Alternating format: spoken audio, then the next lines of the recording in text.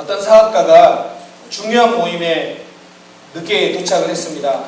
그런데 이제 주차 공간이 없어가지고 막 너무 초조해하고 있는 그때에 그가 갑자기 기도를 시작했습니다. 이렇게 기도했습니다. 하나님, 이번 한 번 주차 공간을 찾게 해주시면 제가 올해 단기 선교를 가겠습니다. 그러니 꼭 도와주세요. 이렇게 기도를 했습니다. 그렇게 기도를 하고 코너를 이렇게 딱 도는데 거기에 주차 공간이 하나 있는 것을 발견했습니다. 그리고 다시 기도를 시작했습니다. 오 하나님, 도와주시지 않으셔도 됩니다. 지금 막 찾았습니다. 어쩌면 이게 그냥 웃으라고 한 우스갯소리이지만 오늘 이 시대를 풍자하고 있는 또 하나의 이야기가 아닌가 생각해 봅니다. 우리가 신앙생활을 하지만 많은 사람들이 자기 식대로, 자기가 유리한 대로 그렇게 신앙생활을 하고 있는 부분이 없지 않아 많다라는 것이죠. 자, 그런데 중요한 것은 무엇이냐면 잘못된 기준을 가지고 있으면 잘못된 신앙생활을 할 수밖에 없습니다.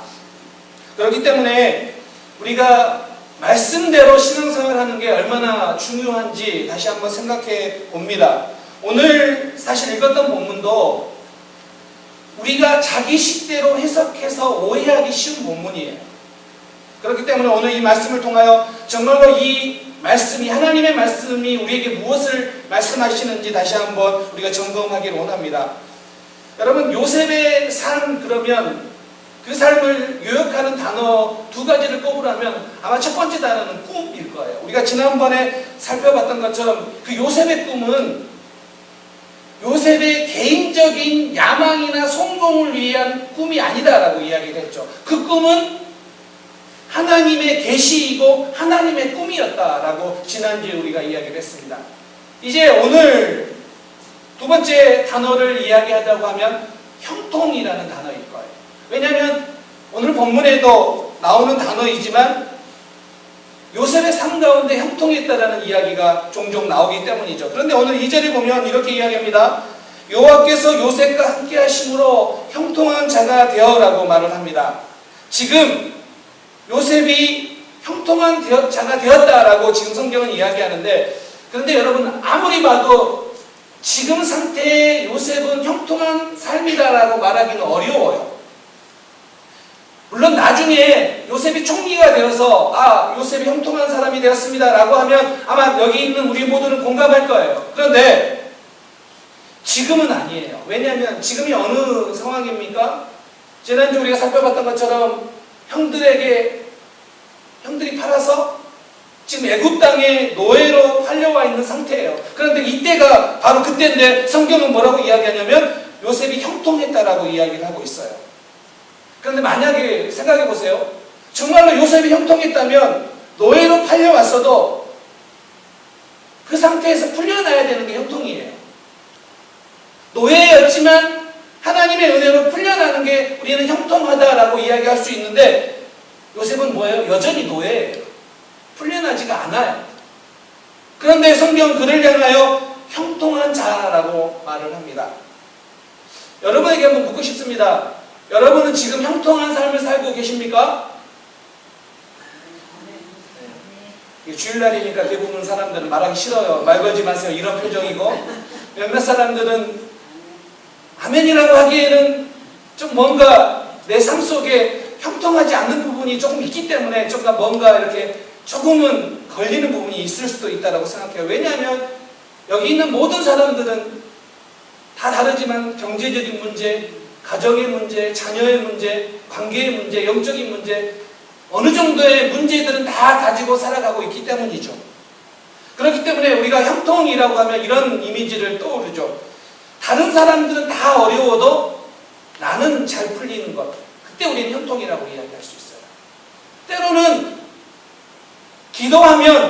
내가 기도하면 그래도 그 기도의 응답이 이렇게 잘 나타나는 것, 응답되는 것, 그럴 때 우리는 형통이라고 이야기할 거예요. 그런데 우리의 삶을 돌아보면 어떤 기도 제목을 가지고 열심히 기도하지만 그 기도의 제목이 더디 응답되거나 응답이 잘 안 될 때도 많다는 거죠. 그렇기 때문에 자신 있게 형통합니다라고 말하기는 조금은 어려울 수도 있다라는 겁니다. 자, 그렇다면 오늘 하나님께서 말씀하시는 형통한 삶이 무엇인지를 요셉을 통하여 점검하고 여러분 모두가 형통한 삶을 살고 있습니다라고 할 때 아멘이라고 고백할 수 있는 은혜가 오늘 여러분 가운데 있기를 주님의 이름으로 축원합니다. 첫 번째, 형통. 하나님께서 말하는 형통은 어떤 것이냐? 하나님의 함께하심을 경험하는 것이 형통입니다. 오늘 39장의 2절 그리고 3절 23절에 뭐라고 나오냐면 요셉이 형통한 자가 되었다라고 이야기하는데 그 형통한 자가 되어라는 그 이야기 앞에 항상 동일하게 등장하는 한 단어가 있습니다. 그게 뭐냐면 여호와께서 요셉과 함께 하심으로 라는 단어죠. 하나님께서 요셉을 향하여 성경이 그렇게 이야기합니다. 요셉이 형통하다. 그런데 그 형통을 하다라는 이야기를 할 때마다 앞에 반복적으로 등장하는 한 단어가 있어요. 그게 뭐예요? 여호와께서 요셉과 함께 하신다. 지금 무슨 이야기입니까? 지금 요셉을 향하여 형통한 자라고 이야기하는데 그 근거가 그 이유가 무엇이냐면 하나님께서 요셉과 함께 하신다는 거예요. 이 하나님께서 요셉과 함께 한다라는 이 단어가요. 요셉의 생애에 오늘 본문에 처음 등장해요. 그래서 마치 이때부터 하나님이 요셉과 함께한 것처럼 보여집니다. 자, 그러면 우리의 질문이 생길 수 있어요. 그러면 이전에 요셉이 형들에게 미움을 받을 때, 이전에 요셉이 형들에 의해서 노예로 팔려갈 때는 하나님이 요셉과 함께하지 않았을까요? 요셉이 고난을 당하고 요셉이 어려움 속에 있을 때는 하나님이 요셉과 함께하지 않았을까요? 제가 왜 이 질문을 드리냐면 우리가 고난을 당할 때 때로는 이런 고민을 하죠. 정말로 내가 하나님 나와 함께 계신가? 라는 고민이에요. 그런데 분명한 것은 하나님은 이전에도 요셉과 함께 하셨습니다. 요셉이 아버지의 사랑을 받은 평범한 일상 속에는 하나님이 함께 하심을 의심할 필요가 없었어요. 그런데 지금은 기가 막힌 상황이에요. 형들에 의해서 노예로 팔려간 상황이에요. 아버지를 떠나 이방 땅에 머물고 있는 상황이에요. 이때는 어쩌면 하나님의 함께하심을 느낄 수 없는 상황이라고 말할 수 있어요. 왜냐하면 우리 인간의 죄성은 고난 중에는 하나님의 함께하심을 의심하게 만들기 때문이에요. 여러분, 우리가 어려움을 당하고 힘들어할 때 가끔 그런 고민을 합니다. 하나님 정말 나와 함께 계십니까? 하나님 정말 나를 인도하십니까? 왜요? 우리의 제약된 우리의 인간의 모습은 그런 의심을 하게 한다는 거예요. 그런데 그때 뭐라고 이야기합니까? 오늘 말씀을 통하여 여호와께서 요셉과 함께 하심으로라고 분명하게 선언합니다. 그러면 우리는 때로는 우리가 당하는 고난이나 우리가 만나는 어려움이 하나님의 부재의 증거도 아니고 때로는 세상에서 형통하다라고 하는 그런 삶이 하나님의 인재의 증거도 아니라는 거예요. 그래서 지금 중요한 것은 요셉은 환경도 바뀌었고 신분도 바뀌었지만 바뀌지 않는 게 하나가 있어요. 그게 뭐냐면 하나님과의 관계예요. 그렇기 때문에 하나님은 이전에 가나안 땅에 있을 때에도 요셉과 함께 하셨고 지금 애굽 땅에도 요셉과 함께 하십니다. 그리고 성경은 이걸 뭐라고 이야기하냐면 형통한 삶이다라고 기록하고 있다라는 것이죠. 우리가 오늘 이때 지금 노예로 팔려가서 성경이 요셉을 향하여 형통하다라고 했는데 요셉을 향하여 한 번 더 나와요. 요셉이 형통한 삶을 살고 있다고. 여러분, 언제 성경이 요셉을 향하여 요셉이 형통한 삶을 살고 있다라고 이야기하는지 아십니까?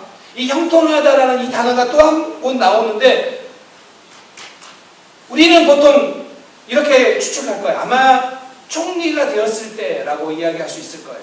그런데 요셉이 총리가 되었을 때는요, 그를 향하여 형통하다는 단어를 쓰지 않아요.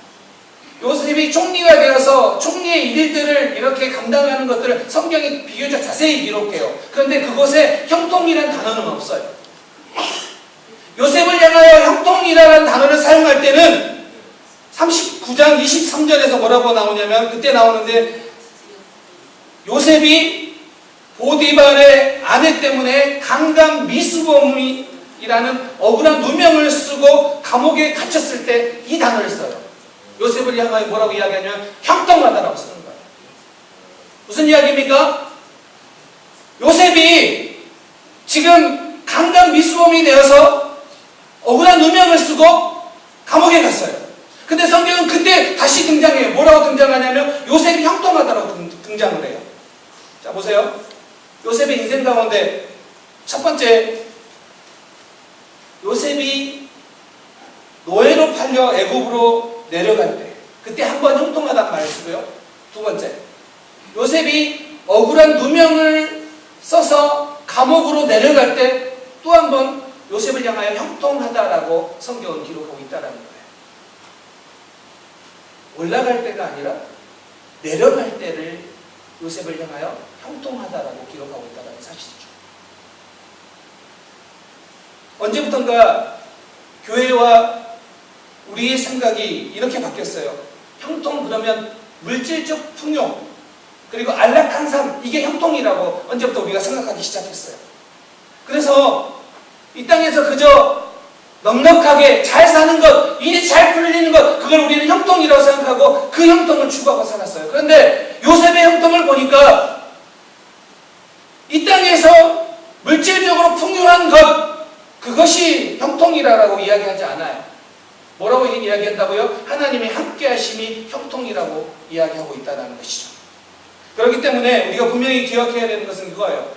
우리의 상황과 환경을 뛰어넘어서 그분이 나와 함께 계시기에 내가 그 경험을 하고 있는 삶이라면 여러분은 형통하고 있는 삶이에요.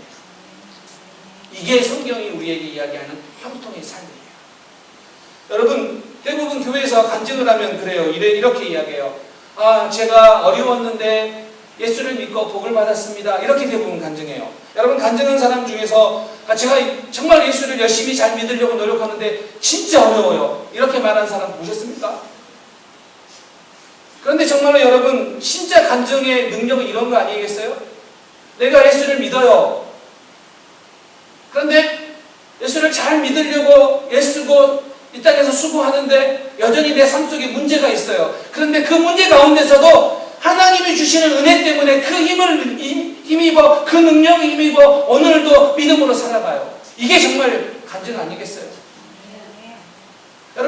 여러분 삶 속에 어떤 상황이 일어나든지 간에 하나님이 여러분 가운데 주시는 그 은혜로 그 능력을 받아서 오늘 끝까지 믿음으로 살아가는 여러분, 그것이 여러분의 간증되기를 주님의 이름으로 축원합니다.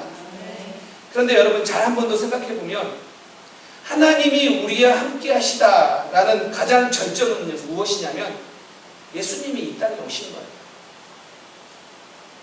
여러분, 성경이 예수님의 이름을 이렇게 이야기하죠. 임마누엘. 하나님 우리와 함께 계시다. 그 증거가 뭐예요? 임마누엘. 예수님이 이 땅에 오신 사건이죠. 그래서 임마누엘은 하나님이 우리와 함께 계신다는 그 사건이고, 이것이 오늘 하나님이 우리와 함께 계신다는 증거예요. 하나님이 예수 믿는 여러분과 함께 있는다는 증거가 뭐예요? 바로 여러분들이 예수 그리스도를 믿고 있다는 거예요. 그것이 하나님의 함께 하심의 증거라는 거예요. 그러면 어떻게 표현할 수 있습니까? 내가 예수 그리스도를 오늘도 믿음으로 고백하고 내가 그분을 사랑하고 그분을 찬양하고 있다면, 그분을 예배하고 있다면 하나님은 여러분과 함께 하십니다. 그게 증거예요. 그런데 문제는 이거죠. 요셉과 우리의 차이가 있다는 거예요. 요셉은 그런 고난 속에서도 하나님이 함께 하신다고 성경은 기록하고 있는데, 우리는 그런 고난이 다가오면 너무 쉽게 낙심하고 좌절한다는 거예요. 무슨 차이가 있을까요? 요셉은 영적으로 민감하기 때문에 하나님의 함께 하심을 늘 의식하며 살아요. 반면에 우리는 우둔하여서 영적으로 때로는 어두워서 하나님이 함께 하심을 잘 의식하지 못해요. 그렇기 때문에 우리가 힘든 거예요. 그런데 여러분, 분명하게 오늘 이 하나님의 함께 하심을 하기 위해서는요, 여러분 분명하게 여러분 삶 속에 하나님을 개입시키는 훈련을 해야 됩니다. 무슨 이야기냐면, 우리가 하나님의 함께 하심을 내가 누리기 위해서 어떻게 해야 되냐면 우리의 삶 전반에 걸쳐서 하나님을 개입해야 돼요. 자, 보세요. 요셉을 예를 들어볼까요? 요셉이 보디발의 아내의 유혹 앞에서 뭐라고 거절을 하냐면, 요셉이 이렇게 말합니다. 하나님 앞에서 내가 범죄하여. 지금 상대적으로 보면 요셉은 지위가 낮은 사람이고 보디발의 아내는 주인이에요. 그런데 이 강한 주인 앞에서 뭐라고 말을 하냐면, 자기의 삶의 그 이유를 뭐라고 이야기하냐면 하나님 때문이라고요. 하나님 앞에서라고요. 두 번째, 나중에 요셉이 총리가 돼요. 높은 자리에 올라가요. 그때 그들의 형들에게 복수할 기회가 와요. 근데 복수하지 않아요. 그러면서 뭐라고 이야기하냐면 하나님이 형들 앞서 보냈다라고 이야기해요. 즉 무슨 이야기입니까? 요셉은 자기가 지위가 낮을 때에도 하나님을 개입시켜요. 자기의 삶에. 자기의 지위가 올라갔을 때에도 요셉은 하나님을 개입시켜요. 자기의 삶에. 이게 요셉의 영성이에요. 여러분, 우리의 삶 속에 우리는 습관적으로 자꾸 자신의 경험, 과거의 경험, 자기의 지식을 갖다 대입시켜요. 그러다 보니까 어떤 어려움이 닥치면 자꾸 낙심하게 돼요. 근데 요셉은 누구를 대입시켰다고요? 하나님을 대입시켜요. 내 이 고난 가운데서도 내가 하나님 앞에 있습니다. 내가 높은 자리에 올라갔어도 나는 하나님 앞에 있습니다. 그렇기 때문에 하나님이 요셉과 함께 했다는 그 사건, 임마누엘 사건은 계속해서 요셉의 삶 가운데 일어나고 있는 사건이라는 거예요. 그런데 그런 훈련을 우리도 해야 된다는 거예요. 그래야지만 우리도 요셉과 같이 이렇게 형통한 삶을 살 수 있다는 겁니다. 어느 날 아내가 어떤 목사님의 설교를 듣고 저한테 이런 이야기를 해주더라고요. 그래서 제가 인터넷으로 이제 서치하면서 그분의 그 이야기를 책을 찾아봤어요. 정리의 여왕이라고 하는 곤도 마리에라는 사람이 쓴 설레지 않으면 버려라 라는 책이 있는데, 한국과 일본에서는 오래전에 몇 년 전에 히트했는데 미국에서는 지금 이제 번역이 되어서 올해 좀 히트를 하고 있는 책 중에 하나입니다. 그런데 이런 이야기예요. 우리가 물건을 정리해야 되는데 그래야지 우리가 정돈된 삶을 사는데 물건을 버리는 기준이 있다라는 거예요. 그 기준이 뭐냐면 어떤 물건을 이렇게 양손에 들고 잠시 눈을 감으라는 거예요. 그리고 눈을 감고 이 물건이 나에게 설렘을 주면 버리지 말라는 거예요. 근데 설렘을 안 주면 버리라는 거예요. 그래서 이 설렘을 스파크 조이라고 해서, 그런 스파크 조이가 나에게 일어났는가? 그러면 그 물건을 킵하고, 그 없다면 그냥 버리라는 거예요. 그게 비싸도. 때로는 그게 싸도 킵하라는 거예요. 그래서 이를 본 많은 미국인들이 그렇게 집안의 물건들을 정리해서 굿딜이나 구세군에 이런 물건들을 기부하는 행렬이 많이 늘어났다라고 합니다. 근데 여기에 주의사항이 있어요. 주의사항이 뭐냐면 자신의 물건만을 대상으로 삼아야지 가족이나 남의 물건을 대상으로 삼으면 안 된다는 거예요. 무슨 이야기입니까? 남편을 안았는데 설레지 않는다 갖다 버리다 이렇게 적용하지 말라는 거예요. 예배 끝나고 옆 집사님의 가방이 마음에 들었는데 집사님 그거 들어봐. 설레? 안 설레면 나한테 버려. 이렇게 적용하지 말라는 거예요. 그래서 제가 이 이야기를 들으면서 저에게 적용해 봤어요. 내 옷 중에서 비싼데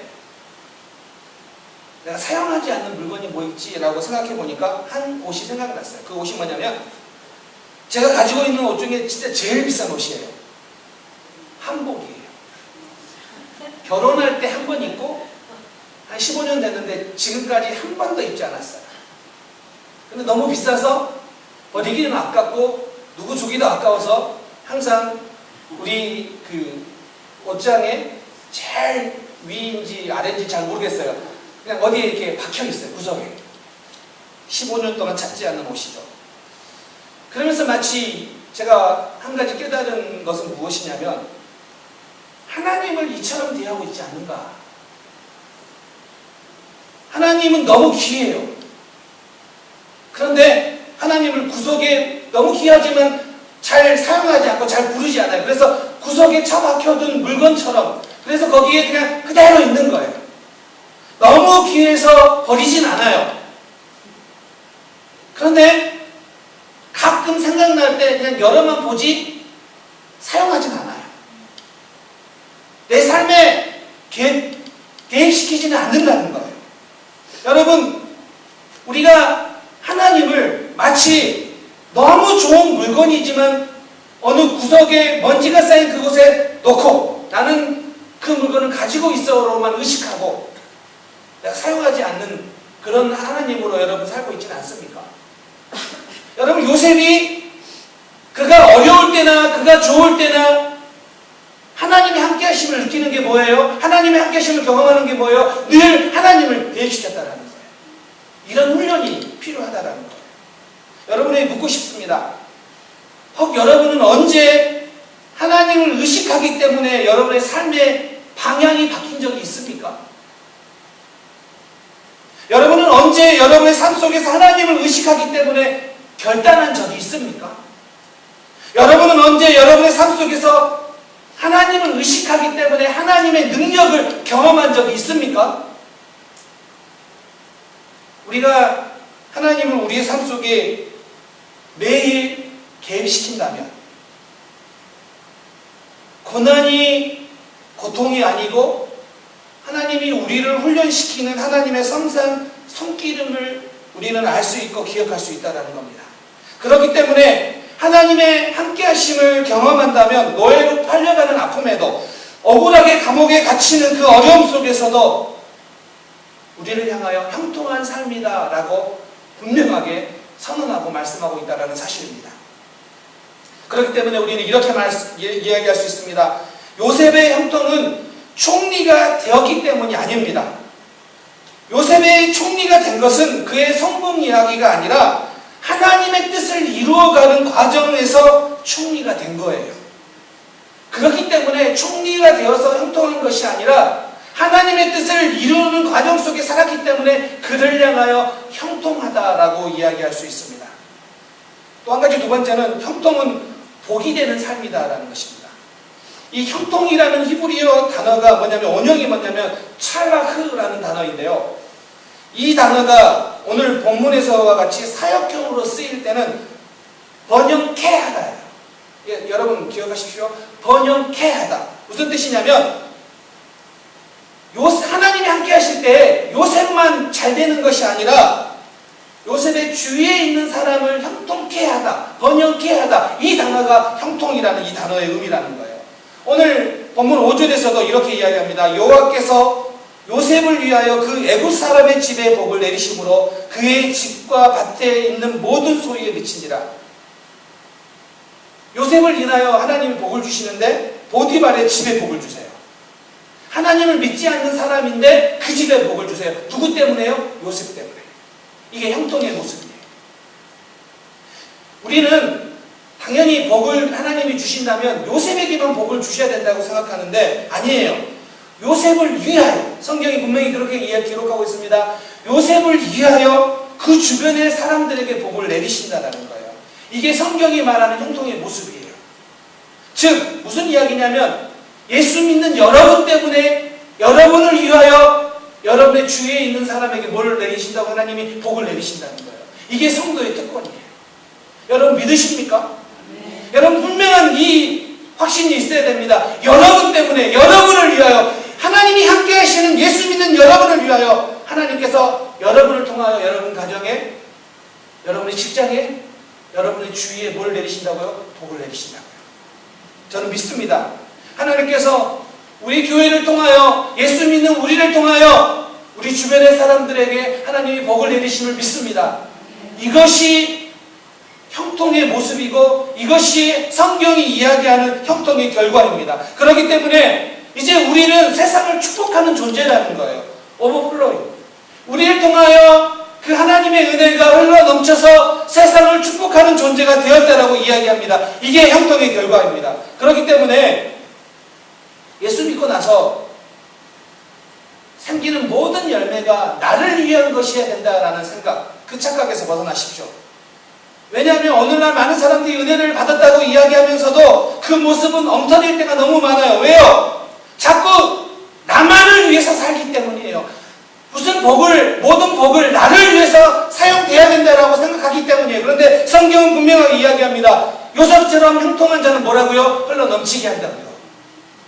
하나님이 요셉 때문에, 요셉을 위하여 보디발의 집에 복을 주셨던 것처럼 오늘 여러분 때문에, 여러분의 주변에 이 복이 흘러넘치는 은혜가 있기를 주님의 이름으로 축원합니다.